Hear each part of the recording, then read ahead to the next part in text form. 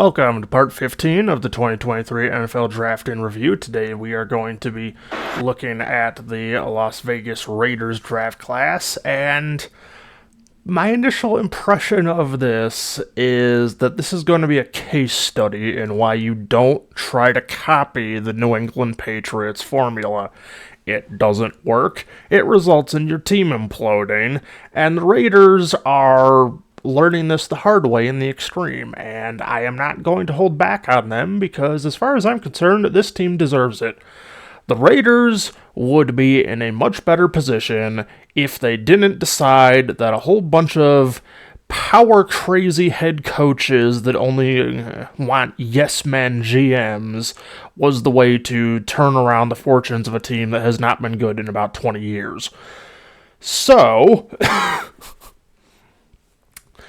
And obviously it's popular to blame Derek Carr because we're in that era where the quarterback is the be-all and end-all of a team being good or not, because obviously the Chiefs got Patrick Mahomes that won a Super Bowl for the first time in 50 fucking years.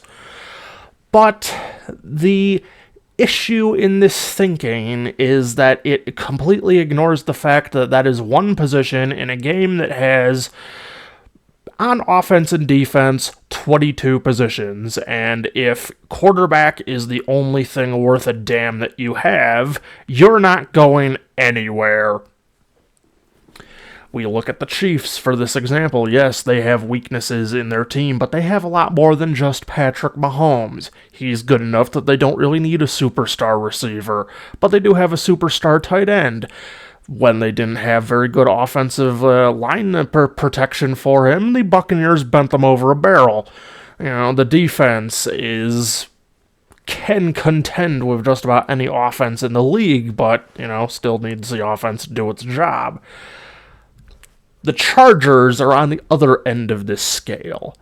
The Raiders are on the other end of this scale, and it pisses me off to see people say, well, if Derek Carr was so good, why weren't they winning?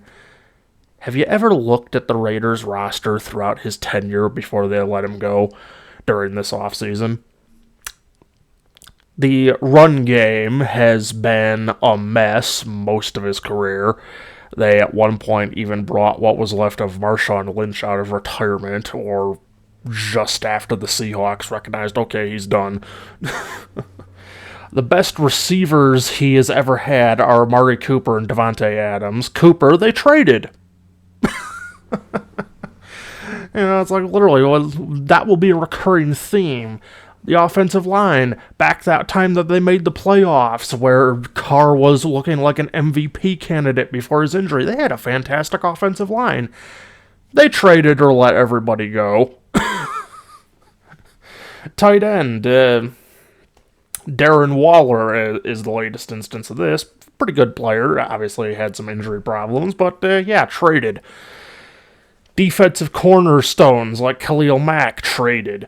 The secondary has been just fucking awful for years, messing up some of the most basic fundamentals of defense. The defense can't hold on. Even the kicking game I've seen fuck up, and we haven't even gotten to the coaches yet. The best coach that Derek Carr ever had with this franchise was probably Jack Del Rio. Think about that. The other coaches that have been through there, I can't even remember. I think that one of them is now the head coach of the Saints. Look at the Saints. They're not doing so hot right now, even though they got a roster that should be better than what they were. John Gruden, arguably one of the worst head coaches to have ever reached, let alone won, a Super Bowl. But because he got screwed over in 2001, everyone pretends like he was some great coach that should have won something with the Raiders, and then they ended up bringing him back. Yeah, it turns out, no, his grasp of the game has passed him by. The Raiders were at best mediocre under him. Then they get, after Gruden, they get Rich Bisaccia. They almost won a playoff game for the first time in like 20 years. Do they hire him? Fuck no. They go into the ultimate sin of trying to copy the New England Patriots. Josh McDaniels. Any Patriots fan with a brain and any Broncos fan with a memory will tell you Josh McDaniels is an overrated, arrogant asshole. And we're seeing it now. The Raiders are dead in the water. The offense was nowhere near what it was supposed to be last season. They've gotten rid of the quarterback and effectively just got a worse version of him in Jimmy Garoppolo. The defense is no better. And it's pretty clear that just like what was going on with John Gruden, McDaniels has been given a yes man to attempt to replicate what Bill Belichick did with the Patriots. And we're going to just continuously see why Bill Belichick is never really threatened by coaches he's worked with, because they don't learn from him. They just try to copy him. They don't understand why what he does works, but they still try to do it. And this results in the best of them probably being Brian Flores, and I know Dolphins fans that would say Brian Flores was a joke of a head coach. So that rant more or less concluded. I think I've explained exactly why I am not going to be very nice to the Raiders during this. They don't deserve it. They deserve to fail. And they probably are going to fail because the current regime has no concept of what it's doing. And frankly, I would also say that this is a case against nepotism in sports. Mark Davis should not own a sports franchise. There are a lot of second, third generation owners throughout professional sports that I would say that for. Just because your daddy owned a sports team does not mean you were capable of doing the same thing. So, we'll move along finally to the Raiders' actual draft picks here. And the first up is a grade A example of why I'm this pissed off. Defensive end Tyree Wilson. You have Max Crosby and Chandler Jones. What the fuck are you doing drafting a defensive end 7th overall? Now, a lot of people will say that Chandler Jones had a horrible season last year. I won't contest that. Chandler Jones pretty much objectively had the worst year of his career, and he's 33, so I could see Tyree Wilson being an intended replacement for Chandler Jones. But until such a time that you can confidently say Chandler Jones is absolutely done, why the hell are you picking a defensive end 7th overall? But we'll go over to the stat line, and this is also the other element of it. It's like, this isn't a lot better than what Chandler Jones did last year. That's 2.5 more sacks, a lot more tackles for loss, and a bit of a high tackle number for a defensive end. So that suggests that he was effectively covering for a lot of other missed tackles and whatnot in college. So we'll not come over here and try and make a little sense of this. I don't think I'm going to be able to. This is going to be a theme for about the next 3 picks of me just ripping on the Raiders for pretty much doing what the Chargers did. They're drafting like they're a team that is way, way better than they actually are. So, here we go. At that H spot, the H receiver spot. 3-man rush, Timmy Games and got him. Look out. Down he goes. That's a huge win right there. Huge win. Tyree Wilson, number 19, the transfer from Texas A&M with the big play. Watch him work the game from the outside. The game upfield and the deal.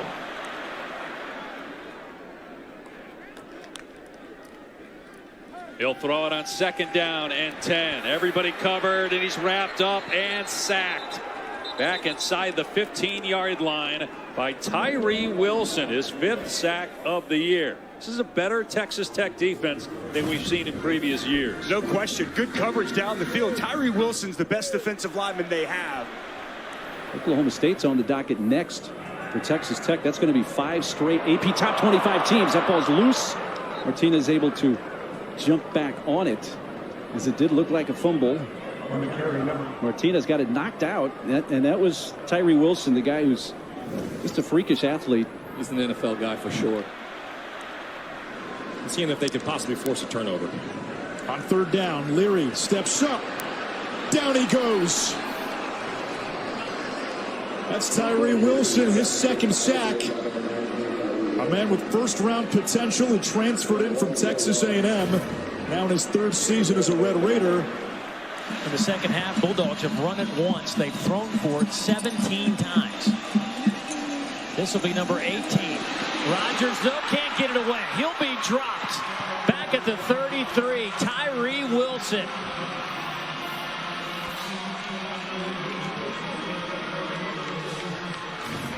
Dave, we've seen Wilson make a play on the running back, and here he's rushing the quarterback, and this is probably the first time.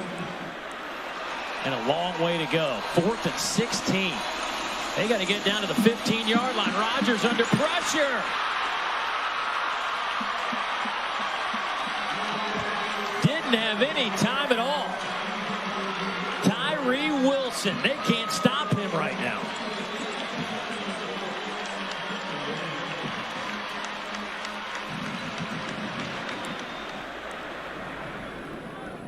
Back to 5 wide. Martinez feeling the pressure and is sacked. Back at the 16, sacked for the second time today. A loss of 9. And now K-State probably not all that interested in you. Okay, so he does seem to have a good bit of power, speed, and enough ability to use it, but it kind of does clash with the statistics there, because if he were really as good as it looks in those categories, why aren't there more sacks? That's just my problem with this one, so I'd like to see him do a little better than this, because I think he can do better than this. But in the context to the Raiders, it's like, what are you doing? A top 10 pick that probably isn't even going to be starting, unless they're going to, like, I don't know, shift Chandler Jones or a Crosby out the outside linebacker, but it just doesn't really make sense from the roster standpoint. So it's just a confusing pick to me that, yeah, it looks good, but how are you going to use him? So the second selection does a little bit better, because this is a tight end, Michael Mayer. And obviously they traded Darren Waller off, so they did establish a need at this position. But it's one of those, you're fixing a self-inflicted wound, and adding in that question of, okay, can this guy replace what you just lost? Because when he's healthy, Darren Waller is one of the best tight ends in the league. I would fully blame McDaniel's system for him not doing so well last year. Even before he was hurt, he wasn't doing very well. And, you know, when you're getting out-coached by John Gruden, that is not a good sign. So we'll come over here. He does have some pretty good numbers, 800 yards and 7+ touchdowns both the last 2 years, so that's something at least. This is a pass-catching tight end. We'll just see how this looks. Jim Knowles to Oklahoma State now. Book's got a crosser, the freshman Mayer. Can he get out of the tackle? Oh, he did. What a play. And he kept running. And he got the first down. Josh Blackwell was hanging on. Wait, Tony, isn't that the guy you told me they call Baby Gronk? 87? He made a good play there. Okay, another small tangent here. I'm so tired of this shit. Can we stop calling every tight end that wears 87 in college Baby Gronk? I heard this with Pat Freiermuth. I've now heard this with Michael Mayer. Can we please stop doing this? Where it's like if Michael Jordan were a player in today's basketball, and they called everyone wearing 23 in college Baby MJ. Just please stop it. It is cringe.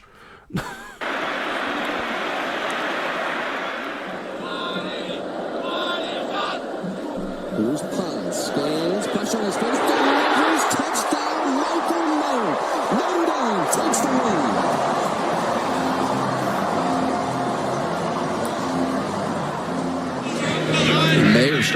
together a little day for himself.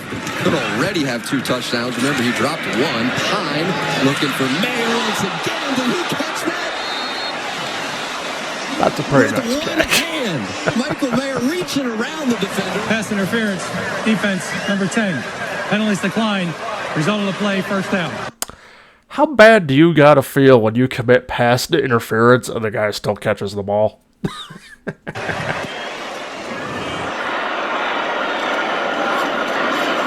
Pine's going to keep it himself around the outside. Touchdown, Notre Dame. Michael Mayer through the block.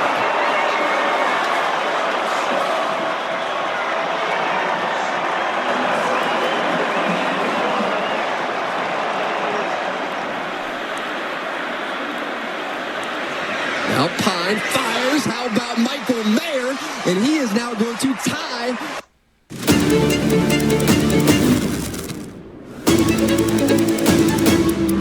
For the touchdown lead at the University of Notre Dame with Ken McAfee.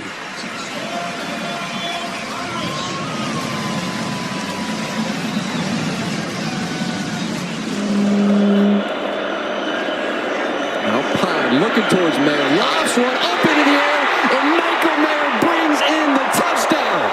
Stop it out, big fella.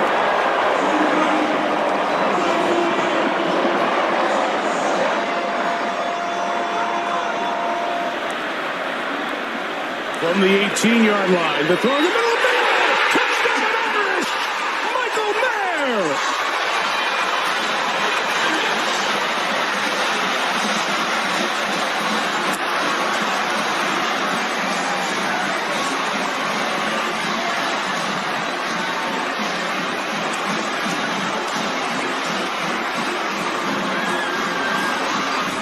So fast. Hook underneath. It's Mayer, the freshman tight end. Third tackle. Over another one to the 13-yard line. This dude's a freak.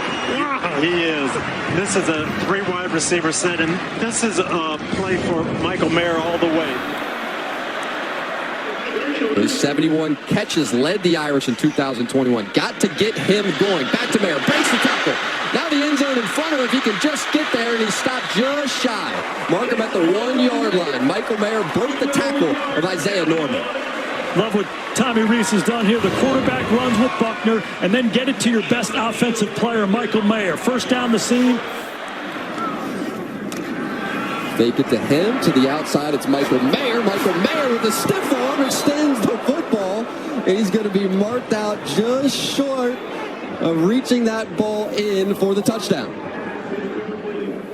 One more time, this is one of those run-pass options. If you don't like the run, why not spit it out to that guy? This time he's on target, throwing the ball to the left.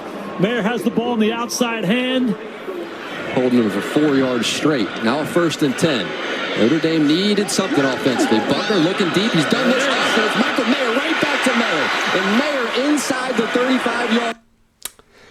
I think this will be a pretty good weapon for the Raiders to have. He does seem to have that sort of large tight end capacity to make plays, so that is good for the Raiders to have, but the Raiders had that last year. What did McDaniels do with it? Pretty much nothing. So I think that this is a player that we're probably not going to see really emerge until the Raiders switch coaches, which hopefully will not take them very many years to do, because honestly, I don't see them winning with Josh McDaniels. The guy is not good at his job.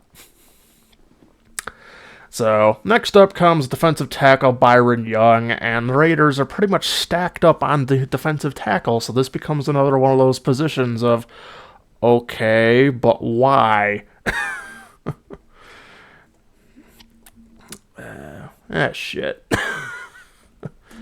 I assume it's the older one.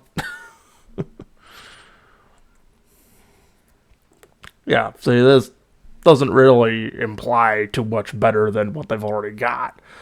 Average in pretty much all categories for the position. Might be a little below average in terms of tackles for loss. So it's, like I said, you've got a load of guys at this position that have substantial experience, so what's the problem?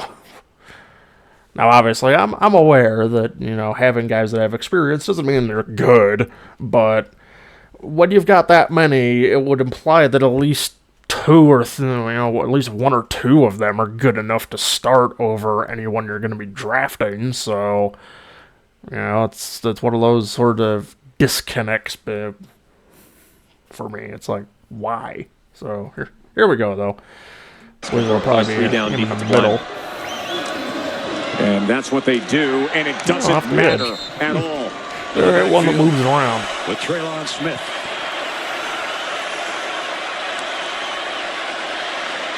It's Smith. And he got it out around the 5. He loves new and innovative ideas that he can add to a scheme that's similar to his. On 2nd and 10, they try to run it, and Calvin Tyler is a big dude. First down and 10 of the 26. Here's the pitch. They try to go out. And they'll hand it off. Robinson looks like he 2nd and 5 at the 7. They'll run it straight ahead. Nothing doing. No gain. 3rd and 1. Under center. Rodgers dropped the snap. It looked like. Over to the sideline, and Rodgers drops this snap. Initially, makes it really hard to sneak. Sheen. This is Phillips. Can't find anything. Second one. Ball back in Tiger territory in 1st and 20. They plow up the middle with from the 25, Daniels under immediate pressure off the edge and cannot escape. Will Anderson. Anderson's been lining up on the other side. Oh my gosh. There's nothing you can prepare. Dart looking to run for it. He's going to be dropped to the line. They went combo coverage, not bump and run. Played a deep zone. No man-to-man. They fake it to him. From the 31, they throw back to him in the middle of the field, and he dives forward. Dart, quarterback draw. Nope, tripped up. Yeah, I think that we're going to get a Dart here on 3rd and 10. Dart. No, that's not working. Dropped at the 20.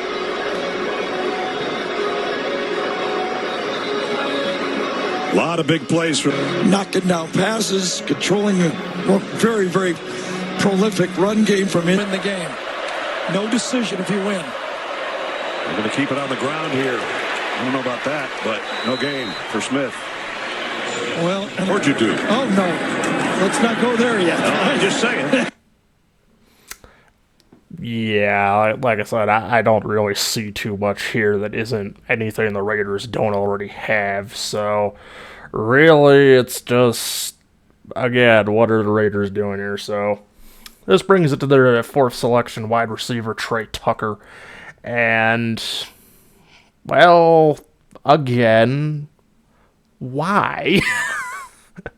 What are you doing here? And don't think I don't see the amount of guys you've brought in from the Patriots here. Philip Dorsett's on this team. Jacoby Myers. I'm pretty sure Christian Wilkerson was on the Patriots before. It's just really baffling. But overall, though, for this pick, though, where are you going to fill them in? You've got Devontae Adams and Hunter Renfrow, so that's your top 2 guys off the start. You just picked up Jacoby Myers, who's good enough to be the number 2 guy if he can beat Renfrow, but if not, he's number 3. Keelan Cole has done well before. So you've got 3 guys with another 1 or 2 that has substantial experience. Where does this guy fit in? Especially because you just picked a tight end, so you've got another weapon there. You're really filling out on weapons, and it makes this one puzzling, especially, holy shit. Hold on, I need to go back to the 3rd round. Excuse me? This is a stat line that I would expect from a guy who went in like the 6th, if not 7th round.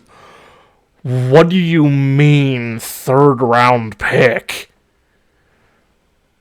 Did L. Davis come back to life and start picking receivers based on physical attributes again? That's all I'm drawing here. What the hell?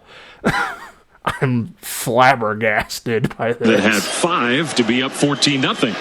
Bryant throws short middle, wide open, and a good delivery again. Hit. Pressure picked up. Bryant zings one in there, and they get back to where they started. Long. Bryant in the pocket. He's going to throw middle. That one is complete for a first down into Arkansas territory. Out of the gun, a good block in front of the quarterback. And the throw out near the third guy. Pressure off the edge. Good block pickup by Kiner. Buys Bryant time. He's got a man downfield again. Trey, 45 yards on the pickup, and now quickly to the line of scrimmage for the Bearcats. It's Tucker again. Bryant looking the other way, and he's got his second touchdown pass. This time it's Trey Tucker. I have to go out and grab him, but that communication's not there. When Bryant hits him with the silencer right down the middle. Right there, Ben Bryant worked through his progressions right to left. I'm just seeing receivers the Raiders already have. This is what I've watched Jacoby Myers do for a few years in New England. This is not quite, I think, what Hunter Renfrow does, but I see a little bit of that in there. It's like you're just stocking up on the same receiver again and again and again. And, well, it's not a bad type of receiver. These guys can obviously, take advantage of having a guy like Devontae Adams around. You've already got 2 of them. Why do you need another one? I don't really see what Tucker's purpose on this team is. I don't really see the logic in picking him in the 3rd round either. The Raiders are they're heading towards a very low grade right now. I don't like this class so far. Next up is cornerback Jacorian Bennett from Maryland, so automatically I'm not expecting a lot because Maryland is a Big Ten school, and I know that defense and that conference do not go together. And that's about what I expected to see. Low interceptions, high pass deflections, doesn't really get involved in the game beyond that. Oh boy. This is a team that has had a problem in the secondary, so I'm judging this from a standpoint of can this guy step up and maybe help out, and I'm not seeing that so There's far. The pressure. Dagey into the end zone, dangerous, and it's intercepted by Jacorian Bennett. Now driving, Bennett matched up, sees the quarterback's eyes, drifts back. Protection, holds up. That's jumped and intercepted. Jacorian Bennett And it is blocked. And here's the return. Bennett. It was second down and goal. Vedral throws low, caught by Young, and he is smothered. Now he sees it. Now the break. Really well. And so it's not like this is not a good design for sitting up second down. O'Connell off the hands. It's picked off. Charlie Jones deflected it. Charlie Jones this season, here one of the rare times he threw it a bit behind, bounces off both hands. One of the most dangerous for the penalty. Snyder again drops it off and the pass. It's Mike Washington again as your tailback. Pass is caught. That's Washington, and he does not complete. They need 4 yards. Sullivan caught it short. Jacorian Bennett was a chance there, but you throw it back behind the sticks and you got no chance. On second down, play action. Fryfogel's there. Makes the grab. He'll lose a yard. He'll sling it downfield, and that might be intercepted. Picked off by Jacorian. Good. You have Daryl Jones, your senior graduate go-to wide receiver on the outside, but he just saw it. That's a big-time matchup. I'm noticing a distinct lack of plays here, aside from interceptions, special teams plays, and the tackles for loss. I'm not really seeing a lot of the rest of this player. So that suggests to me that he is not too noteworthy in actual coverage and tackles beyond the line of scrimmage area. So yeah, it's just another Raiders selection at defensive back. Just, you haven't gotten anything here. So next up comes quarterback Aiden O'Connell, who we saw picked off by Jacorian Bennett in one of those plays. So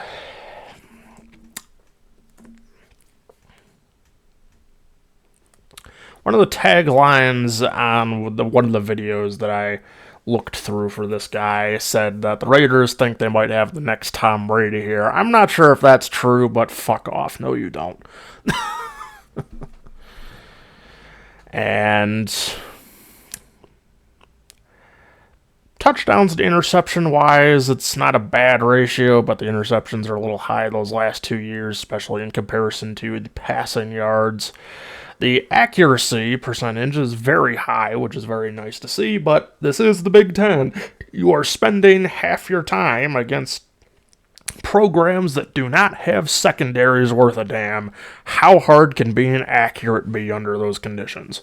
So the only thing I would say is interesting about this is the fact that it does kind of call into question the likelihood that Garoppolo is a long-term starter, because obviously I don't even know who this guy is. And Brian Hoyer, while he's had a couple moments in the NFL and would probably be the backup on this team, is obviously not a solution either. So Aiden O'Connell, I would say, is probably the McDaniels regime's first stab at actually trying to replace Derek Carr in the long term. But this kind of draws back to the criticism of, you had the 7th overall selection. If you wanted a quarterback, why not pick one there when you still had Will Levis on the board? Doesn't make sense to me. But we'll take a look, and maybe he'll be a little better than I'm anticipating. Last time Purdue was shut out was 2013. Looking to punch it into the end zone for the first time. Stretching across it, Payne Durham. Just a little go route right up the seam to the tight end, Payne Durham, in between the defenders. For the first down on a short yardage situation, great play call.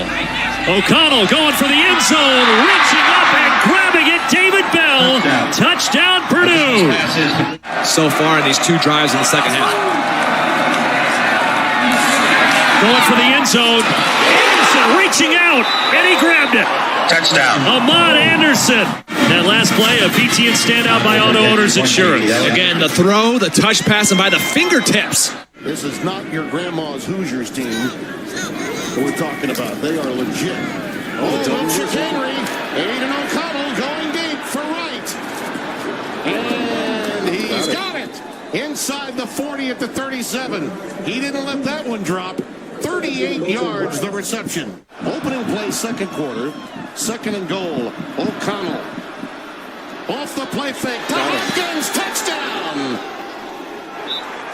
Montana-esque. Hopkins goes up and does his great Dwight Clark impersonation and pulls this one out of the air. He doesn't have to high point it, but he does a nice job of catching him down the field. Don't give up on him yet. They can score quickly. O'Connell. Nice. Out pattern. It is Bell. It is touchdown. Ring it up. This one's not over. So I didn't think I needed Swiffer until... Oh boy.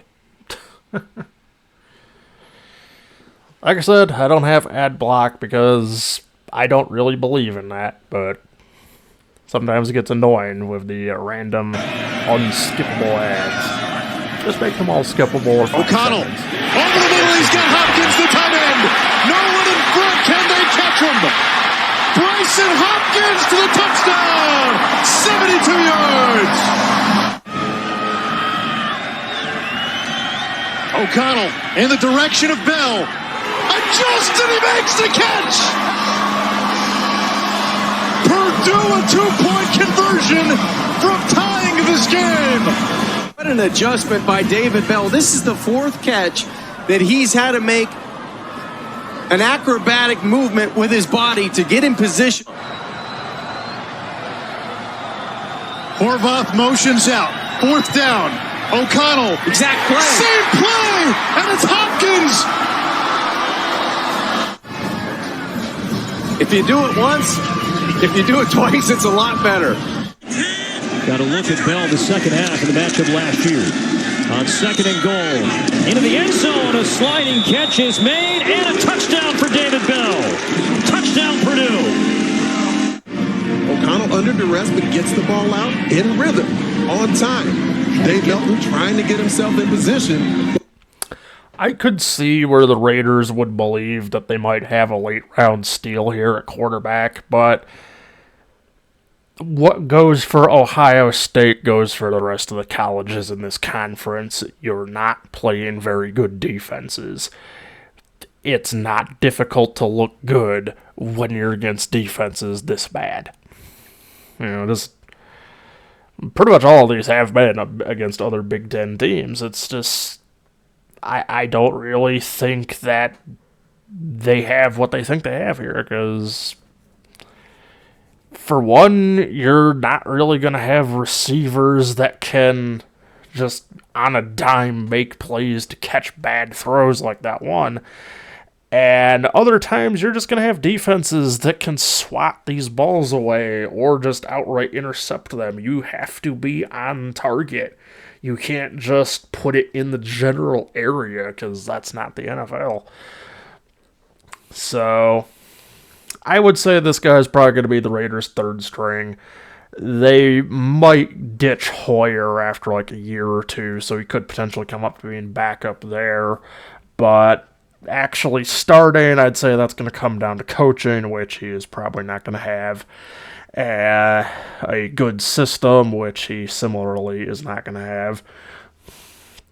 So, yeah, I don't think that the Raiders have something special here. I think they've just got a career clipboard holder. So, next up comes safety Christopher Smith II. Went on now to Georgia, so that's been a college that's been in pretty high demand. Christopher Smith. Alright, let's see. Georgia.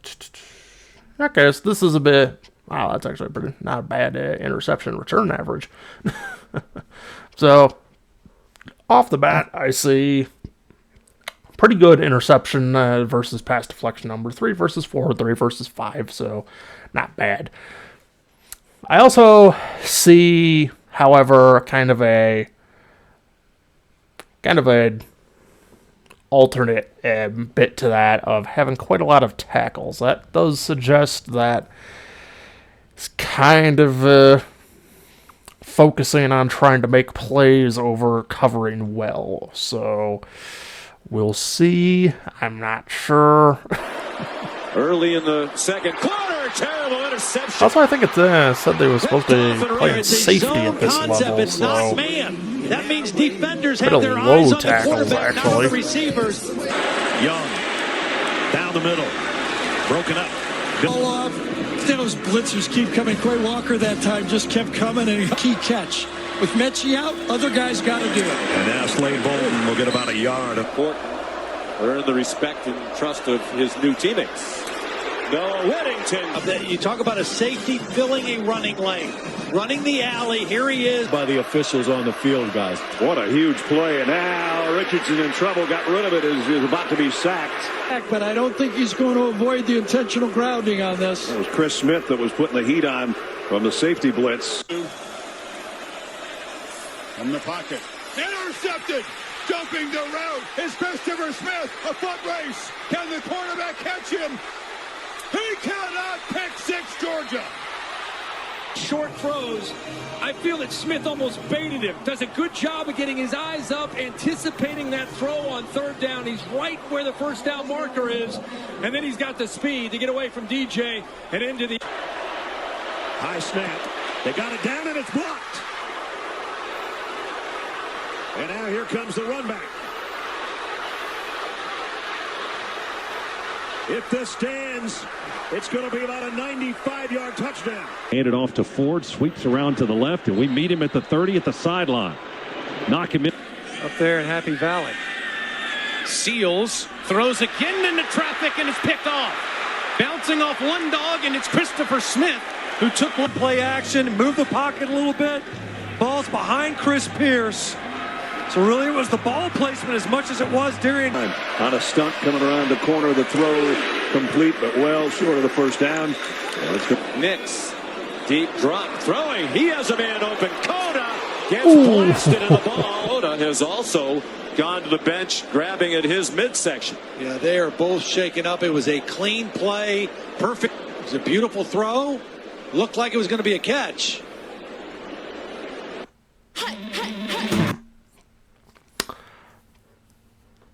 This one's a little harder for me to say because it does look like he's got some good instincts in terms of at least getting the ball in his hands, but that's not really the sort of player that I think does too well on defense. You're just kind of there. So I think this one could potentially end up being somewhat of a special teams guy, so that's the most I can say for that one. The next one is linebacker Amari Burney, and despite there being like 5 videos on this guy, it was all basically just reactions to the pick, not actually anything to do with actual plays to watch. And the one that did, I just didn't want to sit through. I could see the titles. The Raiders have a great organization. No, they don't. Come on. You know, obviously, I won't really diss fans for believing in their team, but there's a certain point where you've got to understand where your team is at. I understand where the Patriots are at. We are being slept on a little bit, you know. We could make the playoffs. We could make a push if some players take that next step, but right now we're regarded as a, you know, kind of a bubble team where we're probably going to be on the fringe looking in. Though a lot of people think somehow we're going to crash even further because they think teams like the Jets are on the way up now. God help me. But overall, it's like, no, the Raiders don't have some great organization. This is not the team that had John Madden, Al Davis in their prime. No, this is a team that is owned by Mark Davis, that is trying to copy what the New England Patriots were 5+ years ago, and are just joining the pile of the dead, all the teams that have tried to do that in the last 20 years. So no, they don't have a great organization. I don't want to hear someone hyping this team up excessively for a 6th-round linebacker that probably isn't even going to play that much. So, moving along to their final selection, we have defensive tackle Nesta Jade Silvera. And fun name to say. I'll give him that much. I will give it that much. Very fun name to say, but this is just your kind of typical 5th-round defensive lineman. Decent amount of tackles. Not a lot of value, though, in the pass rushing game.